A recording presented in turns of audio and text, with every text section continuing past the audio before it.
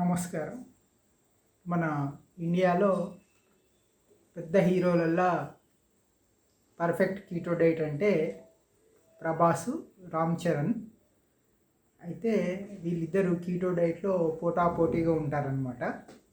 అయితే ప్రభాస్ విషయంకి వచ్చేసరికి ఇండియాలో హైయెస్ట్ బడ్జెట్ హీరో కాబట్టి ఆయన ఇంకా ఎక్కువ కేర్ తీసుకోవాలి. అయితే ఆయన పర్ఫెక్ట్ కీటో డైట్ విషయం కాబట్టి ఈ సందర్భంలో ఆయన గురించి జస్ట్ ఒక ఇంట్రెస్టింగ్ ఉంటుంది కాబట్టి ఆయన ఏమేమి తింటాడనేది దాన్ని బట్టి మనం ఫాలో అయిపోవచ్చు. అయితే ప్రభాస్ ఆయన 30% వర్కౌట్, 70% డైట్ అని నమ్ముతాడట. అంటే కేవలము వర్కౌట్స్ చేస్తే బరువు తగ్గడము, ఫిట్నెస్ అనేది ఉండదు. 70% డైట్ మీదనే డిపెండ్ అవ్వాలి, అది కూడా కీటో డైటే అయి ఉండాలి అనేది Prabhas policy. Is on zero carb diet అనమాట. అయితే ప్రభాసు కార్బోహైడ్రేట్స్ ఏం తీసుకోడు.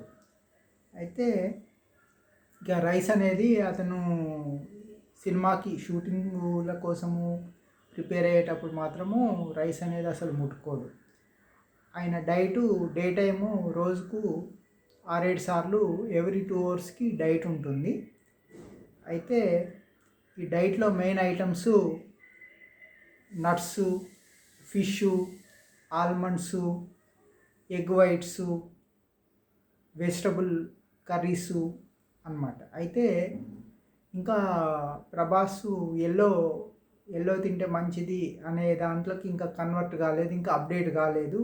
కీటో డైట్ అయితే ఎల్లో తినాలి, ఫ్యాట్స్ ఎక్కువ తీసుకోవాలి కీటో డైట్లో. కానీ ఇది ఇంకా ప్రభాస్ డైట్ని ప్రోటీన్ బేస్డ్ కీటో డైట్ అనుకోవచ్చు. ఎందుకంటే ఈ డైట్లో కూడా మనకి ఫ్యాట్ తక్కువ ఉన్నప్పటికీ కూడా కీటోన్స్ అనేటివి రిలీజ్ అవుతాయి కాబట్టి.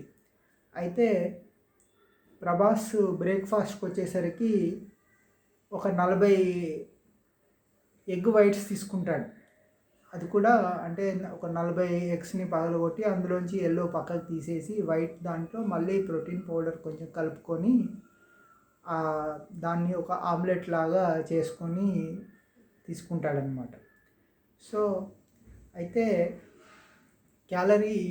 నేను క్యాలరీస్ ఇవన్నీ క్యాలిక్యులేట్ వెయిట్ చూస్తే 40 ఎగ్ వైట్స్కి 1200 గ్రాములు బరువు వస్తుంది. అందులో ప్రోటీను 132 గ్రాముల ప్రోటీన్ వస్తుంది. కార్బోహైడ్రేట్ జస్ట్ 6 గ్రామ్స్ వస్తాయి. ఫ్యాట్ కూడా ఏముండదు కాబట్టి 40 ఎగ్ వైట్స్లో కేవలము 3 గ్రాముల ఫ్యాట్ మాత్రమే వచ్చి ఆయనకి మొత్తము 624 క్యాలరీస్ వచ్చాయి. అయితే అందులో ఒక 50 గ్రాముల ప్రోటీన్ పౌడర్ కలుపుతాడు కాబట్టి ఆ ప్రోటీన్ పౌడర్లో ఒక 50 గ్రాముల ప్రోటీన్ వస్తుంది. దాంట్లో 200 క్యాలరీస్ కలిపి ఆయన బ్రేక్ఫాస్ట్ మొత్తం 824 క్యాలరీస్తో బ్రేక్ఫాస్ట్ అయిపోతుంది. అయితే ఆ తర్వాత లంచ్కి ముందు, బ్రేక్ఫాస్ట్ తర్వాత లంచ్కి ముందు మళ్ళొకసారి ఫుడ్ తీసుకుంటాడు. అయితే ఆ బ్రేక్లో లంచ్కి బ్రేక్ఫాస్ట్కి మధ్యలో ఆల్మండ్స్ ఒక 50 గ్రాముల ఆల్మండ్స్ తీసుకుంటాడట. అందులో 11 గ్రాముల ప్రోటీన్ వస్తుంది, 11 గ్రాములు కార్బోహైడ్రేట్ వస్తుంది, 25 గ్రాముల ఫ్యాట్ వస్తుంది. మొత్తం 288 క్యాలరీస్ వస్తాయి. ప్రోటీన్ పౌడర్ కూడా కలిపి తీసుకుంటాడు కాబట్టి వాటర్లో తీసుకుంటాడు. అయితే 50 గ్రాముల ప్రోటీన్ పౌడర్కి 50 గ్రాముల ప్రోటీను, 200 క్యాలరీస్ కలిపి బిఫోర్ లంచ్ మొత్తము 488 క్యాలరీస్ తీసుకుంటాడు అనమాట. లంచ్కి వచ్చేసరికి మూడో పూటకి లంచ్లో 1/2 kg చికెన్ తీసుకుంటాడు. 1/2 kg చికెన్లో మనకి ప్రోటీను 135 గ్రామ్స్ వస్తుంది, కార్బోహైడ్రేట్ 0, ఫ్యాటు 70 గ్రాములు వస్తుంది. మొత్తము 1195 క్యాలరీస్ ఉంటాయి 1/2 kg చికెన్లో. అయితే ఆ చికెన్ తిన్నాక కొంచెం కూరగాయలు కూడా తింటాడు. అది ఒక గుప్పెడు కూరగాయల బరువు 200 గ్రాములు వేసుకుంటే అందులో 6 గ్రాముల ప్రోటీను, 8 గ్రాములు కార్బోహైడ్రేటు, 1 గ్రామ్ ఫ్యాట్ కలిపి 46 క్యాలరీస్ మాత్రమే వస్తాయి.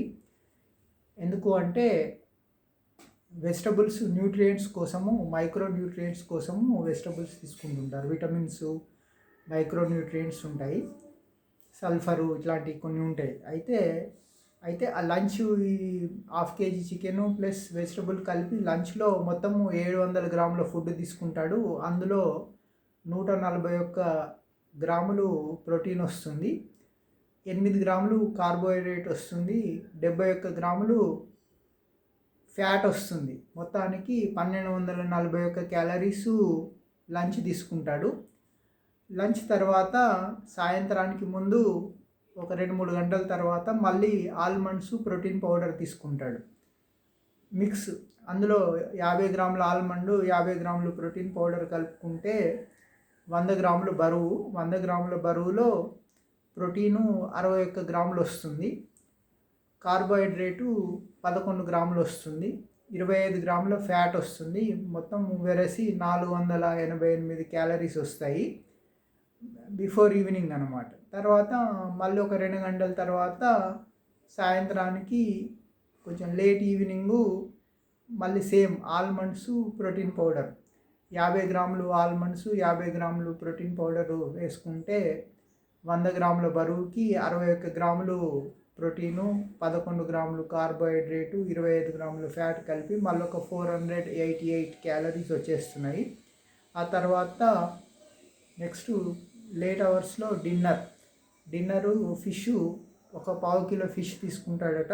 ఒక 1/2 కిలో వరకు వెజిటబుల్స్, ఒక 200 గ్రామ్స్ వెజిటబుల్స్ తీసుకుంటాడట.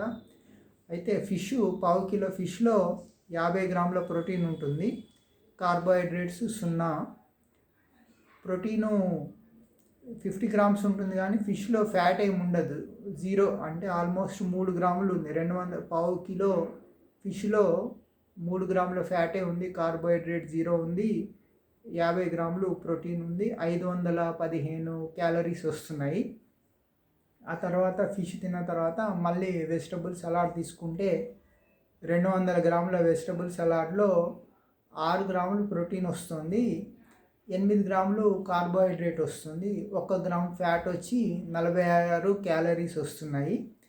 టోటలు డిన్నర్లో 450 గ్రాముల ఫుడ్ తీసుకుంటాడు, 56 గ్రాముల ప్రోటీన్ ఉంటుంది, అందులో 8 గ్రాములు కార్బోహైడ్రేట్ ఉంటుంది, 4 గ్రాముల ఫ్యాట్ ఉంటుంది, 561 క్యాలరీస్ వస్తాయి 6 పూటకి. ఈ 6 పూటలు కలిపితే టోటల్గా ప్రభాస్ తీసుకునే ఫుడ్డు 2700 గ్రాములు. అయితే మామూలు ఆహారం కన్నా, మామూలు మనుషుల కన్నా రెట్టింపు ఆహారం తీసుకోవాల్సి ఉంటుంది, పెద్ద హీరో కాబట్టి ఫిజిక్ కోసము.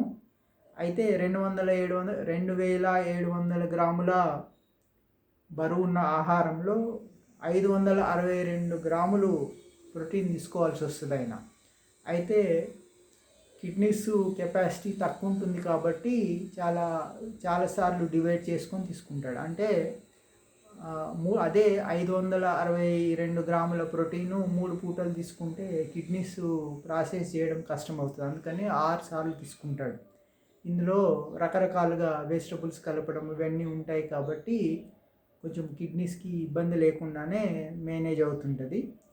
అయితే 562 గ్రాముల ప్రోటీన్ ఉంటుంది, కార్బోహైడ్రేట్ కేవలం 55 గ్రాములు మాత్రమే ఉంది, చాలా తక్కువ అన్నమాట. అంటే మామూలు వాళ్ళకి 20-30 గ్రాములు ఉంటే కీటో డైట్లోంచి బయటకు వెళ్ళిపోయే అవకాశం ఉంటుంది. ప్రభాస్ లాంటి మజిల్ హీరోకి 55 గ్రాములు అంటే అది జస్ట్ కొన్ని నిమిషాల్లోనే అది బర్న్ అయిపోతుంది అన్నమాట. అంటే అంత చాలా కొద్ది నిమిషాల్లోనే అది శరీరం వాడేసుకుంటుంది కాబట్టి అది ఆల్మోస్ట్ 0 కార్బ్ కింద కౌంట్ చేస్తున్నారు.